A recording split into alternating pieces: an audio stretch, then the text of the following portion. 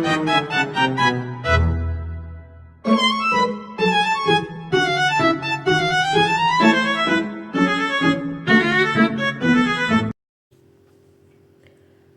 perkenalkan nama saya Nabila Eugenia Putri Wahyudi dengan NIM 2507 1101 0627. Di sini saya akan membawakan materi dari kelompok 5 kami, yaitu materi tentang kontrol norma melalui pengujian peraturan perundang-undangan.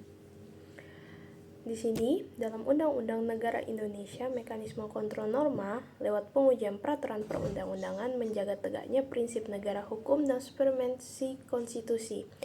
Dalam pasal 1 ayat 3 UUD 1945 menegaskan bahwa seluruh penyelenggara negara harus berdasarkan hukum dan tidak sewenang-wenang. Setiap peraturan harus sesuai dengan norma yang lebih tinggi, terutama UUD 1945 sebagai hukum tertinggi. Selanjutnya kita akan masuk ke hierarki norma dan makna kontrol. Mekanisme kontrol norma mengawasi isi, bentuk, dan prosedur pembentukan peraturan agar sistem hukum harmonis dan adil. Berdasarkan teori jenjang norma, Hans Kelsen, Steubenville, dan Stearns, norma lebih rendah harus bersumber pada dan tidak bertentangan dengan norma yang lebih tinggi. Di Indonesia, hierarki diatur dalam UU nomor 12 tahun 2011 yang sudah diubah UU nomor 13 tahun 2022, yang dimana UUD 1945, ketetapan MPR atau UU per PPU, dan peraturan pemerintahan, Perpres atau Perda Provinsi dan Perda Kabupaten Kota.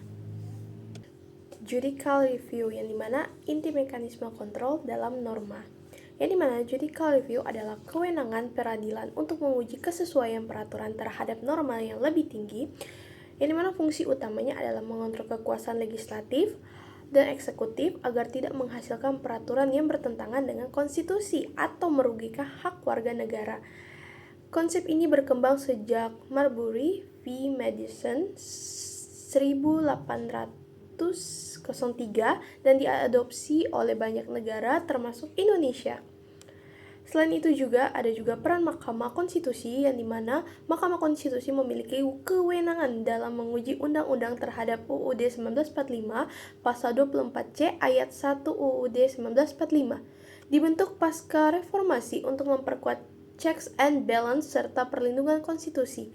Mahkamah dapat memutus penguji formil, yang dimana proses pembentukan undang-undang dan material substansi undang-undang yang bertentangan dengan UUD 1945, prinsip negara hukum yaitu demokrasi atau HAM.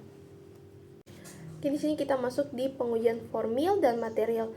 Dalam pengujian formil, menilai proses pembuatan undang-undang, perencanaan, penyusunan, pembahasan, dan pengesahan hingga pengundangan, dan dapat menyatakan undang-undang cacat formil jika prosedur tidak dipenuhi. Sedangkan pengujian material menilai isi undang-undang terhadap pasal UUD 1945 dan prinsip konstitusional, sering berkaitan dengan perlindungan hak konstitusional seperti kebebasan berpendapat, hak politik, dan pendidikan ataupun perlindungan hukum.